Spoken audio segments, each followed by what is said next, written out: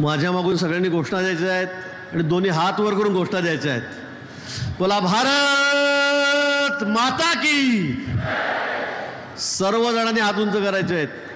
भारत माता की। वंदे वंदे छत्रपती शिवाजी महाराज की। छत्रपती संभाजी महाराज की। जय श्री राम। जय जय श्री राम। सिंहस्थ कुंभमेळ्याच्या निमित्ताने विकास कामांचा शुभारंभ तसंच जिल्हा परिषदेच्या भव्य नवीन इमारतीचा उद्घाटन समारंभ आणि या निमित्ताने मंचावर उपस्थित आपल्या राज्याचे लाडके मुख्यमंत्री माननीय देवेंद्रजी, राज्याचे लाडके उपमुख्यमंत्री माननीय एकनाथजी शिंदे साहेब, मंचावर बसलेले आमचे मंत्री आहेत, खासदार आहेत, आमदार आहेत, सर्व अधिकारी आहेत। साहेबांनी मला फक्त 3 मिनिट दिलेले आहेत। कार्यक्रमाला 2 तास उशीर झालेला आहे। साहेबांना पुढचे कार्यक्रम आहेत, त्यामुळे सगळ्यांची माफी मागतो। सन्माननीय मंच आणि माझ्यासमोर बसलेल्या सर्व बंधू भगिनी आणि पत्रकार मित्र, आज नाशिक शहरामध्ये त्र्यंबकेश्वरमध्ये कुंभमेळ्याच्या निमित्ताने आज अनेक विविध कामांचा शुभारंभ या ठिकाणी झाला। भूमिपूजन झाले, जिल्हा परिषद भव्य इमारत आहे त्याचं उद्घाटनही या ठिकाणी झालं। आपल्या सर्वांना कल्पना आहे 1.5 वर्षानंतर पुढच्या वर्षी आणि परत याच दिवसामध्ये कुंभमेळा या ठिकाणी येणार आहे। आणि हा कुंभमेळा हा नुसता देशापुरता मर्यादित नाही, राज्यापुरता नाही, तर अख्ख्या जगभर या कुंभमेळ्याची चर्चा होणार आहे, त्याचं नावलौकिक होणार आहे। गेल्या वेळी 12 वर्षापूर्वी आपण कुंभमेळा केला, त्याची सुद्धा दखल सर्व देशभर नाही तर जगभर घेतली गेली।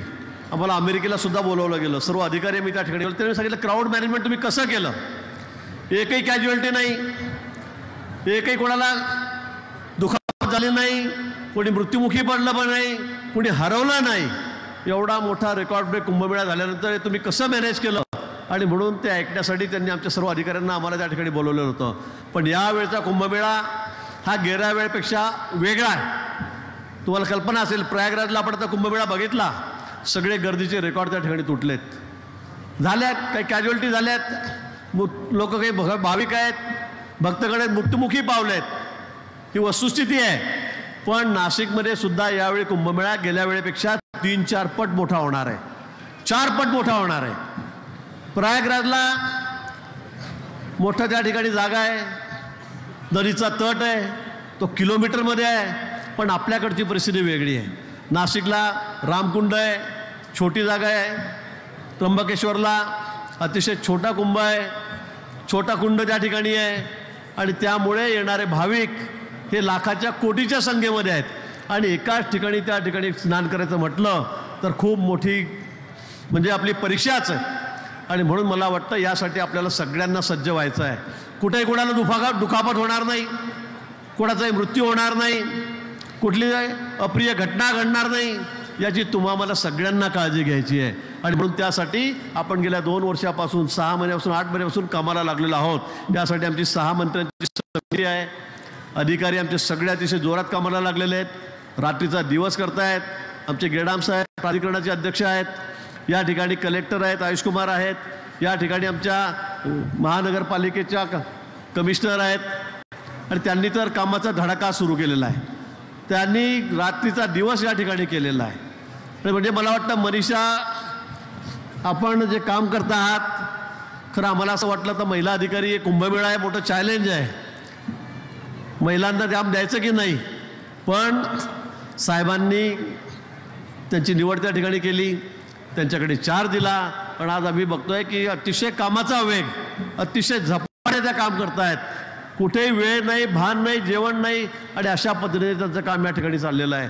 त्याचबरोबर या ठिकाणी आमचे शेखर सिंग म्हणून नवीन आयुक्त आलेले आहेत, ते या ठिकाणी काम बघतायत, त्यांचे सगळे अधिकारी आहेत, अतिशय वेगाने काम चाललेलं आहे. हा कुंभमेळा स्वच्छ करायचा आहे, सुंदर करायचा आहे आणि त्याबरोबर सुरक्षितही करायचा आहे. कुठेही अप्रिय घटना घडणार नाही.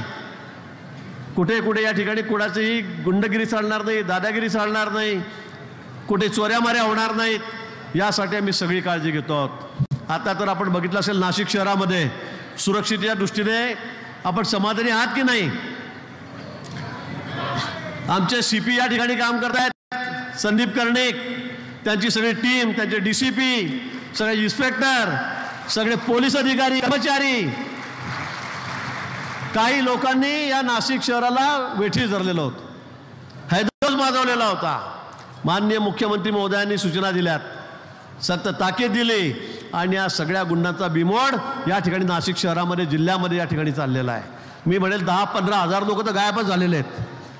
ते सगळे श्याम खाटू आहेत, आपलं देवस्थान तिकडे आहेत, तिकडे गेलेले आहेत.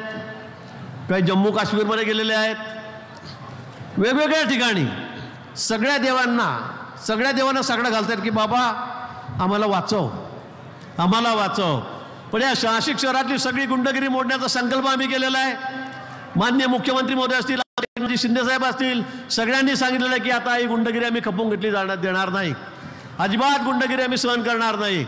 आणि अनेक जण आता नाशिक शहर सोडून पळालेले आहेत. आणि म्हणून आम्हाला हा कुंभमेळा हा अतिशय सुरक्षित सुद्धा करायचा आहे आणि त्यासाठी आमची तयारी या ठिकाणी चाललेली आहे. आणि म्हणून सगळ्या अधिकाऱ्यांचं मनापासून मी अभिनंदन करतो. हा कुंभमेळा धार्मिक कार्य नाही, ते आहेच, पण त्याच्या पलीकडे जाऊन त्या नाशिक शहराचा विकास हा कसा होईल, नाशिक शहरातलं टुरिझम पर्यटन कसं वाढेल, या ठिकाणी रोजगार निर्मिती कशी होईल, यासाठी याचा दुर्गामी परिणाम करणारा नाशिक शहरावर, जिल्ह्यावर हा कुंभमेळा या ठिकाणी होणार आहे. आणि म्हणून तुमची आमची सगळ्यांची जबाबदारी आहे की हा कुंभमेळा यशस्वी झाला पाहिजे. इथे बसलेले सगळे साधू संत महंत आहे, खऱ्या अर्थाने कुंभमेळा यांचाच आहे, यांच्याच नेतृत्वाखाली होणार आहे.